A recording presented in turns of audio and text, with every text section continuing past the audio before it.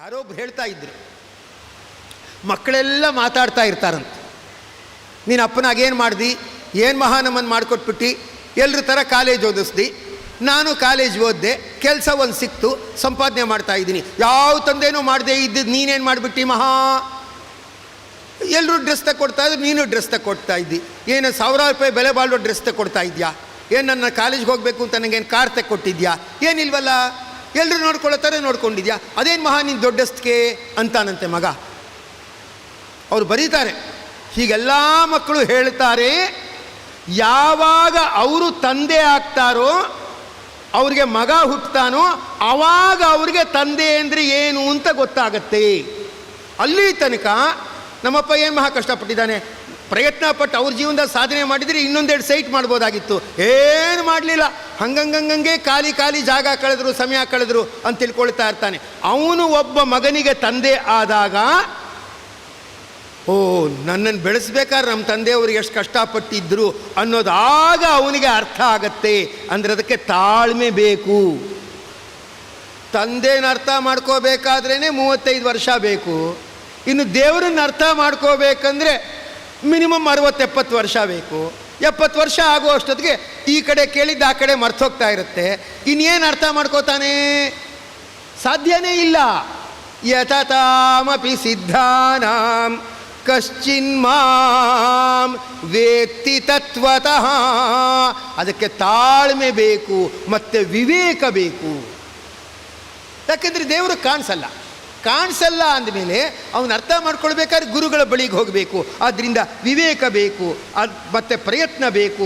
ನಾನು ಹೇಳ್ತಾ ಇರ್ತಕ್ಕಂಥವನಾಗ್ತೇನೆ ಅಂದ್ಬಿಟ್ಟು ಆ ಕೃಷ್ಣ ಪರಮಾತ್ಮ ಹೇಳ್ತಾನೆ, ಹೇಳಿ ತಿಳಿಸ್ತಾ ಇರ್ತಕ್ಕಂಥವನಾಗ್ತಾನೆ.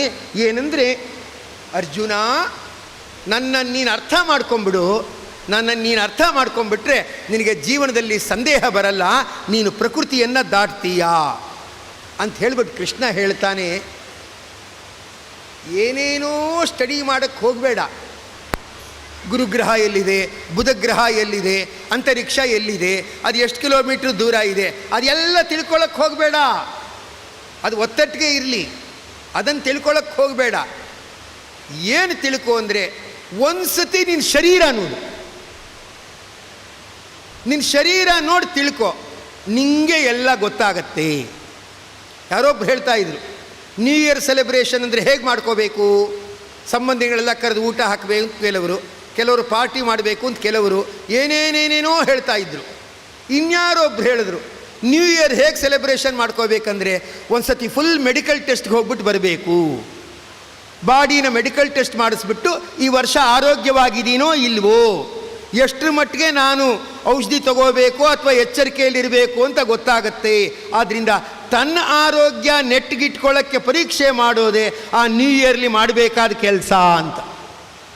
ಅದೇನೋ ಅವ್ರಿಗೆ ಗಾಬರಿ ಇರ್ಬೋದು, ಅದಕ್ಕಾಗಿ ಹೇಳ್ತಾರೆ ಅಂತ ತಿಳ್ಕೊಳ್ಳೋಣ. ಕೃಷ್ಣ ಏನು ಹೇಳ್ತಾನಂದರೆ, ನಿನ್ನ ಶರೀರಾನ ಒಂದು ಸತಿ ನೀನೇ ಟೆಸ್ಟ್ ಮಾಡು. ಇನ್ನೊಬ್ಬರು ಟೆಸ್ಟ್ ಮಾಡಿದ್ರೆ ಗಾಬರಿ ಆಗತ್ತೆ.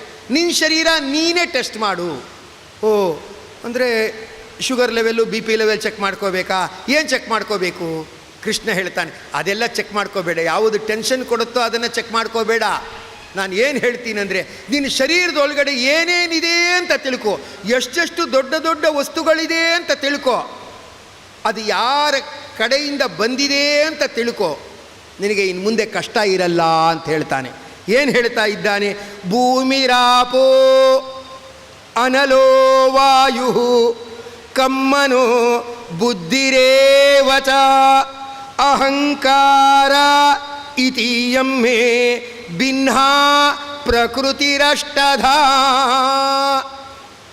ಅರ್ಜುನ, ನಿನ್ನ ಶರೀರ ಇದೆಯಲ್ಲ, ಆ ನಿನ್ನ ಶರೀರದಲ್ಲಿ ಪೃಥ್ವಿ ತತ್ವ ಅಂತ ಇದೆ. ಇದನ್ನು ತಿಳ್ಕೊ. ಇದನ್ನು ತಿಳ್ಕೊಂಡ್ರೆ ನಿಮಗೆ ಒಳ್ಳೆಯದಾಗತ್ತೆ. ಯಾವುದೋ ಒಂದು ಪ್ಲಾಸ್ಟಿಕ್ ಬಕೆಟ್ ಮುರಿದೋಯ್ತು ಅಂದರೆ ಯೋಚನೆ ಮಾಡ್ಕೊಂಡ್ರಾಯ್ತು, ಪ್ಲಾಸ್ಟಿಕ್ ಬಕೆಟ್ ಮುರಿದೋಗಿದೆ ಅಂದರೆ ಅಂಟಿಸ್ ಪ್ರಯೋಜನ ಇಲ್ಲ, ಬೇರೆ ಪ್ಲಾಸ್ಟಿಕ್ ಬಕೆಟೇ ತೊಗೊಂಡ್ರೆ ಒಳ್ಳೆಯದು ಅಂತ ಯೋಚನೆ ಮಾಡಿದ್ರೆ ಸರಿ. ಇನ್ಯಾವುದೋ ಇದೆ, ಅದು ಪ್ಲಾಸ್ಟಿಕ್ ಬಕೆಟ್ ಆದರೆ ತಗ್ಗಾಯಿತು ಅಂತಿಲ್ಲ, ಮುರಿದೋಯ್ತು ಅಂದರೆ ಮುರಿದೋಯ್ತು ಅಂತಾನೆ, ನೆಗ್ಗೋಗೋದು ಅಂತಿಲ್ಲ. ಯಾವುದೋ ಸ್ಟೀಲ್ ಪಾತ್ರೆ ಇದೆ, ಅದು ನೆಗ್ಗೋಗಿದೆ ಅಂದರೆ ಅದನ್ನು ಸರಿ ಮಾಡಿಸ್ಬೋದು, ಅದನ್ನು ಸರಿ ಮಾಡಿ ಮತ್ತೆ ಉಪಯೋಗಿಸ್ಬೋದು. ಯಾಕೆ ಅಂದರೆ ಅದು ಪ್ಲಾಸ್ಟಿಕ್ ಆದರೆ ಅದು ಅಷ್ಟು ದಪ್ಪ ಇಲ್ಲ, ಒಗ್ಗಿಕೊಂಡು ಹೋಗೋ ಸ್ವಭಾವ ಇಲ್ಲ. ಅದೇ ಸ್ಟೀಲ್ ಆದರೆ, ಕಬ್ಬಿಣದ್ದಾದರೆ ಒಗ್ಗಿಕೊಂಡು ಹೋಗೋ ಸ್ವಭಾವ ಇರುತ್ತೆ. ಅದು ಬರೋದು ಹಾಗೆ 10 ವರ್ಷ 20 ವರ್ಷ ಬಾಳಿಕೆ ಬರುತ್ತೆ. ಅದನ್ನು ತಿಳ್ಕೊಂಬಿಟ್ರೆ ಒಳ್ಳೆಯದು. ಭೂಮಿ, ನಿನ್ನ ಶರೀರದಲ್ಲಿ ಭೂತತ್ವ ಇದೆ. ಭೂತತ್ವ ಅಂದರೆ ಭೂಮಿ, ಅಂದರೆ ಭೂಮಿಲಿರೋದಂದರೆ ಮಣ್ಣು ಕಲ್ಲು ಅದಿದೆ. ಹಾಗೆ ಭೂಮಿಲಿರೋ ಮಣ್ಣು ಕಲ್ಲು ಅಂದರೆ ಮಾಂಸ ಮತ್ತು ಮೂಳೆ. ಗಟ್ಟಿಯಾಗಿರೋ ಭಾಗನ ಕಲ್ಲು ಅಂತ ಕರೀತಾರೆ, ಶರೀರದಲ್ಲಿ ಗಟ್ಟಿಯಾಗಿರೋ ಭಾಗನ ಮೂಳೆ ಅಂತ ಕರೀತಾರೆ. ಮುದ್ದೆ ಆಗಿರೋ ಭಾಗನ ಏನಂತ ಹೇಳಿದ್ರೆ ಮಣ್ಣು ಅಂತ ಕರೀತಾರೆ, ಯಾಕಂದರೆ ಮುದ್ದೆ ಮಾಡಲಿಕ್ಕೆ ಬರುತ್ತೆ, ಅದಕ್ಕೆ ಮಣ್ಣು ಅಂತ ಕರೀತಾರೆ. ದೇಹದೊಳಗಡೆ ಇರೋ ಮಾಂಸನ ಮಣ್ಣು ಅಂತ ಕರೀತಾರೆ. ಆದ್ದರಿಂದ ಹೊರಗಡೆ ಇರೋ ಮಣ್ಣು ಕಲ್ಲಿನಂತೆ ನಿನ್ನ ಶರೀರದಲ್ಲಿ ಏನಿದೆ ಅಂದರೆ ಮಾಂಸ ಮತ್ತು ಮೂಳೆ ಇದೆ. ಇದು ತಿಳ್ಕೋ. ಇದು ತಿಳ್ಕೊಂಡಾಗ ಏನಾಗುತ್ತಂದರೆ, ಇದು ಏನು ನಿನ್ನ ಶರೀರದಲ್ಲಿ ಈ ತತ್ವ ಇದೆ, ಇದ್ರ ಜೊತೆ ಹೇಗೆ ಇರಬೇಕು ಅನ್ನೋದು ಗೊತ್ತಾಗತ್ತೆ. ಹೊರಗಡೆ ಒಂದು ತತ್ವ ಇದೆ, ಅದು ನೀರಿದೆ, ನಲ್ಲಿ ತಿರ್ಸಿದ್ರೆ ಬರ ಹರ್ಕೊಂಡು ಹೋಗ್ತಾ ಇರ್ತಕ್ಕಂಥದ್ದಾಗತ್ತೆ. ಅದೇ ಆ ನೀರನ್ನು ಫ್ರಿಡ್ಜಲ್ಲಿಟ್ಟರೆ ಗಟ್ಟಿ ಆಗ್ತಾ ಇರ್ತಕ್ಕಂಥದ್ದಾಗತ್ತೆ. ಅಂತೂ ಬಿಸಿ ತಾಕಿದಾಗ ವೇಗವಾಗಿ ಹೋಗುತ್ತೆ, ಬಿಸಿ ಇಳಿದೇ ಇದ್ದಾಗ ಹೆಪ್ಪುಗಟ್ಟದಾಗಿರುತ್ತೆ. ಆದ್ದರಿಂದ ಇದು ಏನಂದರೆ ಇದು ನೀರಿನ ಸ್ವಭಾವ. ಇದನ್ನು ತಿಳ್ಕೊಂಬಿಡು. ಇದನ್ನು ತಿಳ್ಕೊಂಬಿಟ್ರೆ ನಿನ್ನ ದೇಹದಲ್ಲಿದೆಯಲ್ಲ ರಕ್ತ ಯಾವಾಗ ಹೆಪ್ಪುಗಟ್ಟತ್ತೆ, ಯಾವಾಗ ಹರ್ಕೊಂಡು ಸಲೀಸಾಗಿರುತ್ತೆ ಗೊತ್ತಾಗತ್ತೆ. ಇದು ರಕ್ತದ ಸ್ವಭಾವ. ಇದನ್ನು ತಿಳ್ಕೊ ಅಲ್ವಾ. ಬ್ಲಡ್ ಕ್ಲಾಟ್ ಆಗಿದೆ, ಅದಕ್ಕೆ ನಿಮ್ಮ ಚರ್ಮ ಈ ಥರ ಆಗ್ತಾ ಇದೆ ನೋಡಿ ಅಂತೇನೋ ಡಾಕ್ಟ್ರ್ ಹೇಳ್ತಾರೆ. ಹೌದಾ, ಯಾಕೆ ಬ್ಲಡ್ ಕ್ಲಾಟ್ ಆಗ್ತಿದೆ?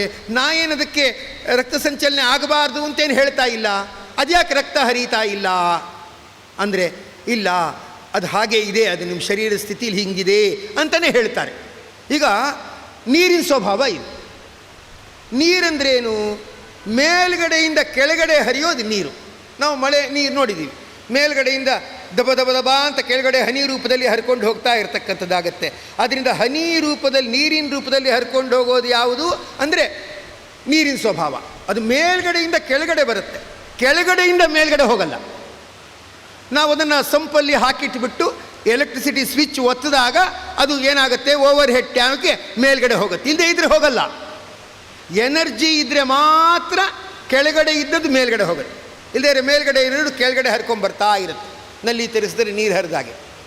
ನಿನ್ನ ಶರೀರದಲ್ಲಿ ರಕ್ತ ಮೇಲ್ಗಡೆಯಿಂದ ಕಾಲು ತನಕ ಹೋಗುತ್ತಲ್ಲ, ಅದು ಸರಿ. ಕಾಲಿಂದ ಮತ್ತೆ ಮೇಲ್ಗಡೆ ತಲೆ ತನಕ ರಕ್ತ ಸಂಚಾರ ಆಗುತ್ತೆ. ಇದನ್ನು ಮಾಡೋರು ಯಾರು? ಈಗ ನಾವೇನಾದರೂ ರಕ್ತ ಸಂಚಾರ ಆಗಲಿ ಅಂದ್ಬಿಟ್ಟು ಹೀಗೆ ಕೈ ಒತ್ತಾ ಇದ್ದೀವಾ? ಇಲ್ಲ. ಅದು ಹರ್ಕೊಂಡು ಹೋಗುತ್ತೆ, ವಾಪಸ್ ಬರುತ್ತೆ, ಹರ್ಕೊಂಡು ಹೋಗುತ್ತೆ, ವಾಪಸ್ ಬರುತ್ತೆ. ಈಗ ಶರೀರದಲ್ಲೆಲ್ಲ ರಕ್ತ ವ್ಯಾಪಿಸಿಕೊಂಡಿದೆ. ಇದು ಮಾಡ್ತಾ ಇರೋದು ಯಾರು?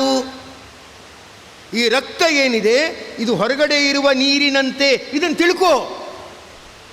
ತಿಳ್ಕೊಂಬಿಟ್ಟಾಗ ಏನಾಗತ್ತಂದರೆ ಅದ್ರ ಜೊತೆ ಹೇಗೆ ನಾವು ವರ್ತಿಸಬೇಕು ಅನ್ನೋದನ್ನು ತಿಳ್ಕೊಂಬಿಟ್ರೆ ಅದು ಸಮಸ್ಯೆನೇ ಆಗಲ್ಲ.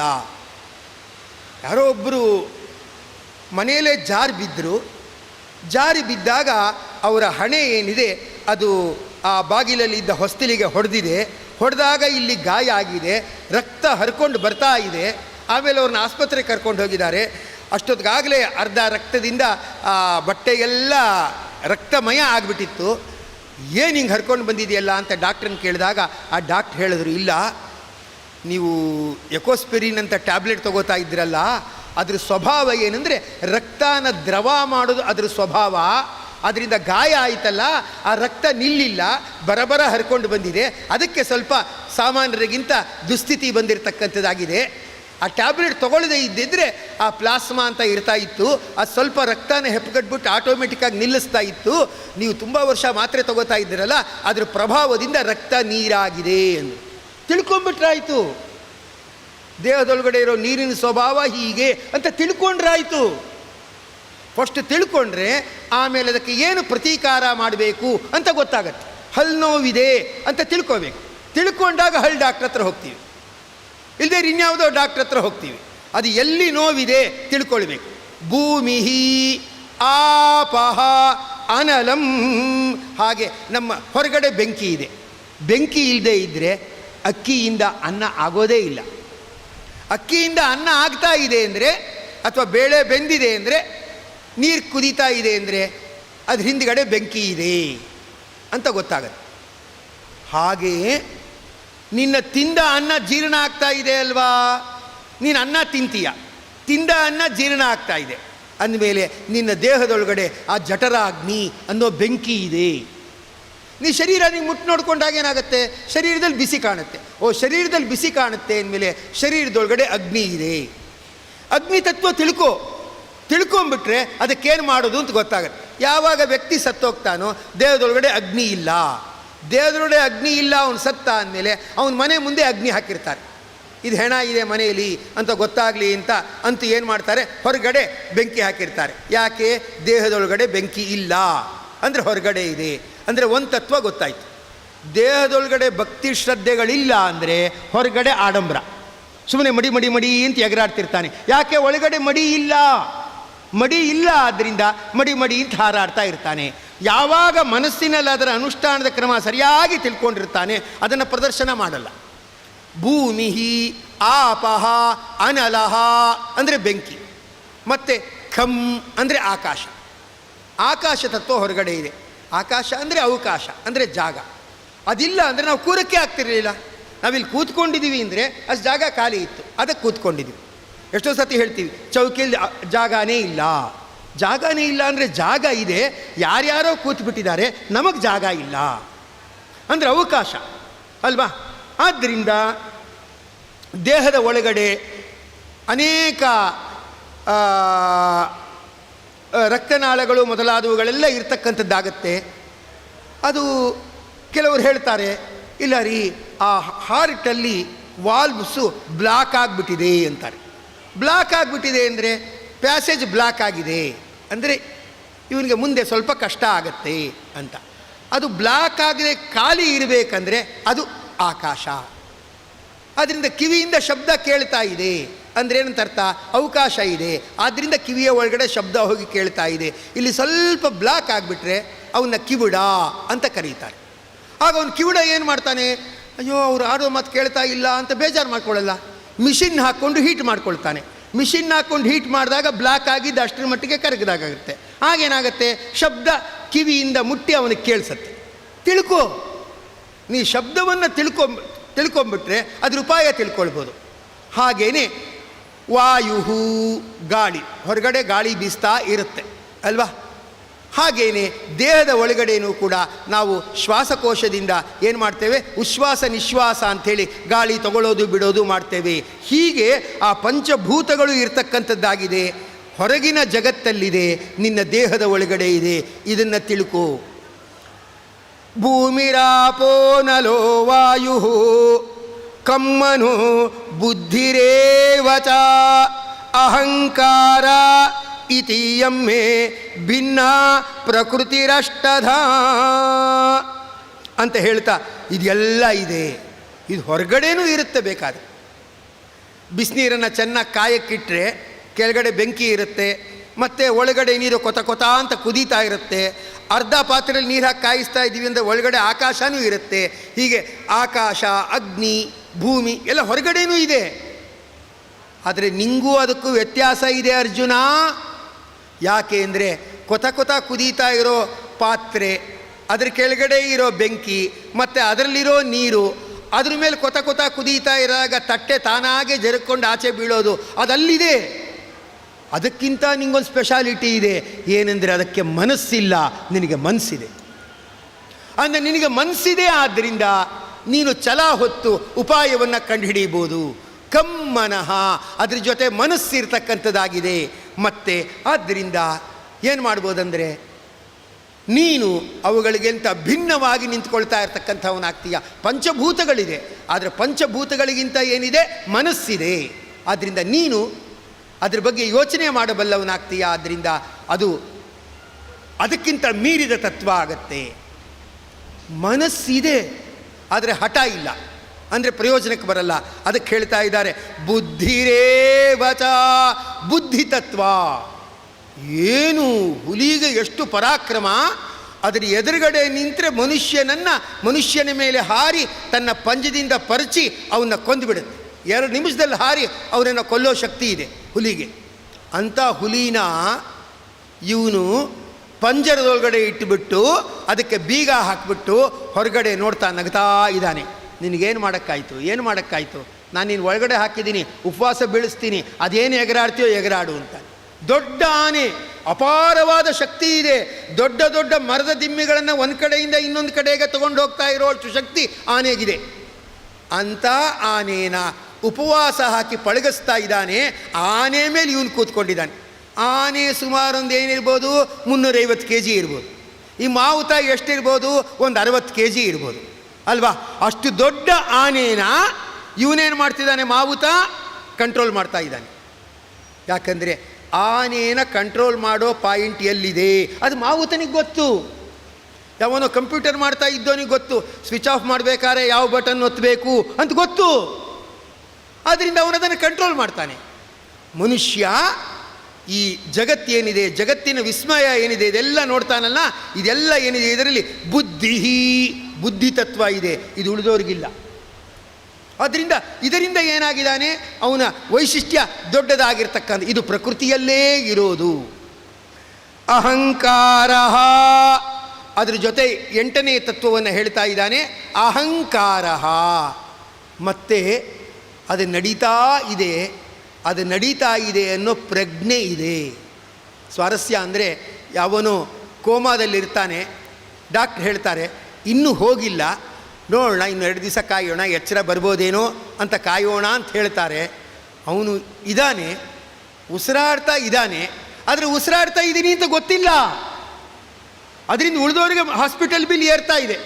ಅವರಂತಾರೆ ಇವನು ಹೊಟ್ಟೋಗ್ಬಿಟ್ರೆ ಒಳ್ಳೆಯದು, ಇದಾನೆ ಅನ್ನೋದು ಅವನಿಗೆ ಗೊತ್ತಿಲ್ಲ, ನಮಗಂತೂ ಡಾಕ್ಟ್ರ್ ಬಿಲ್ ಕಟ್ಟೋದು ತಪ್ತಾ ಇಲ್ಲ. ಇದಾನೆ ಅಂತ ಅವನಿಗೆ ಗೊತ್ತಿಲ್ಲದೆ ಇದ್ಮೇಲೆ ಇದ್ದೇನು ಪ್ರಯೋಜನ, ಅವನು ಹೊಟ್ಟೋದ್ರೆ ಒಳ್ಳೆಯದು ಅಂತಿರ್ತಾರೆ.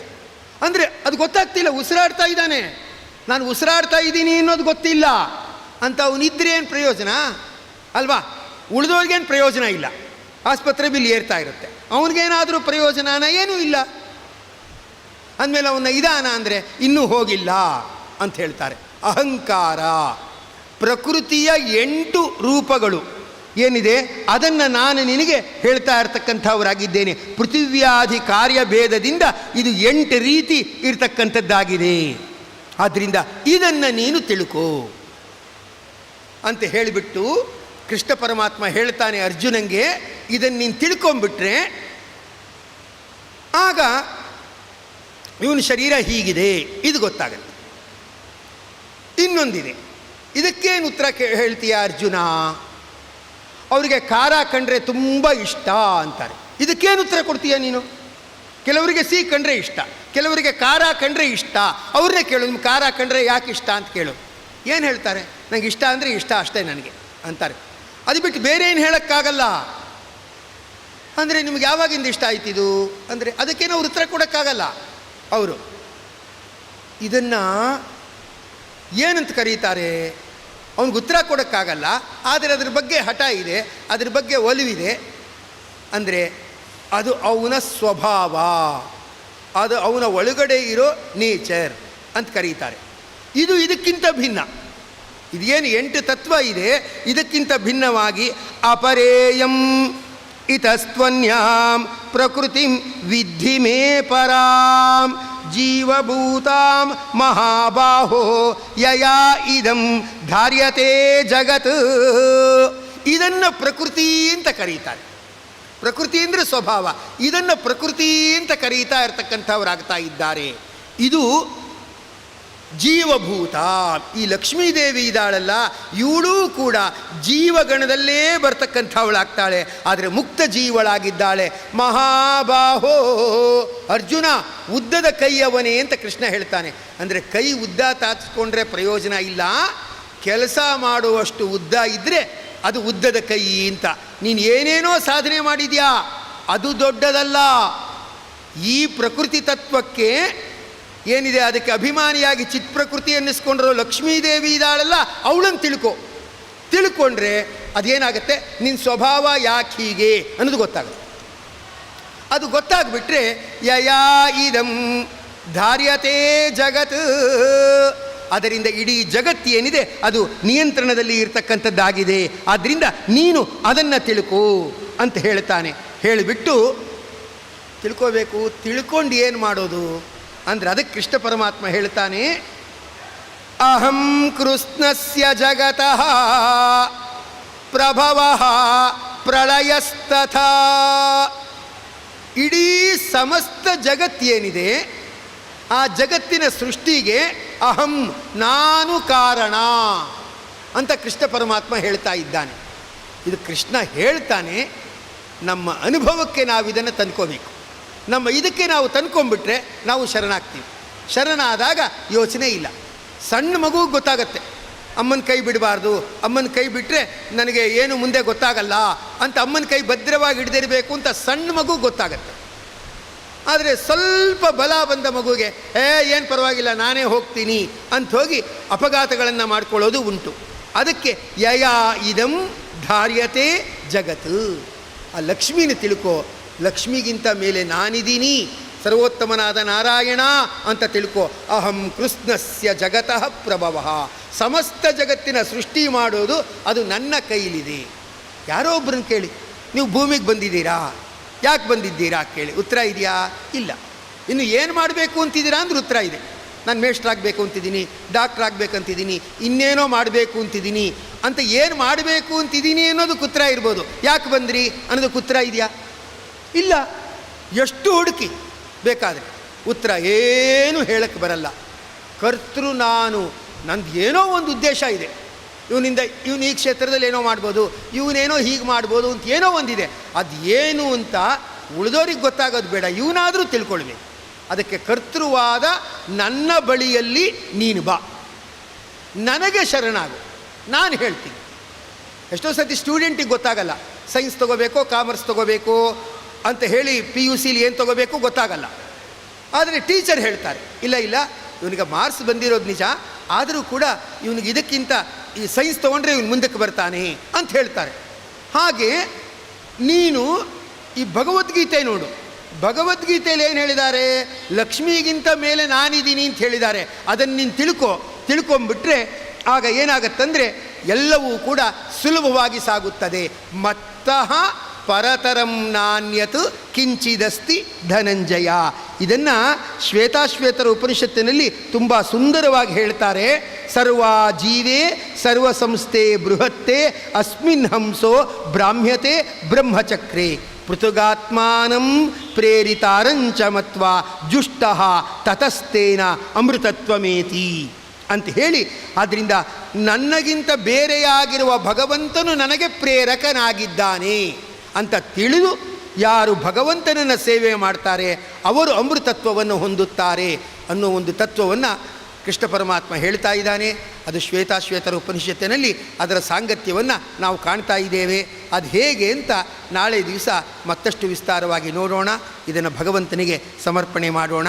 ಸರ್ವೇಂದ್ರಿಯ ಪ್ರೇರಕೇಣ ಶ್ರೀ ಪ್ರಾಣಪತಿನೇರಿತಃ ಯದವೋಚಂ ಅಹಂ ತೇನ ಪ್ರಿಯತಾಂ ಕಮಲಾಲಯ.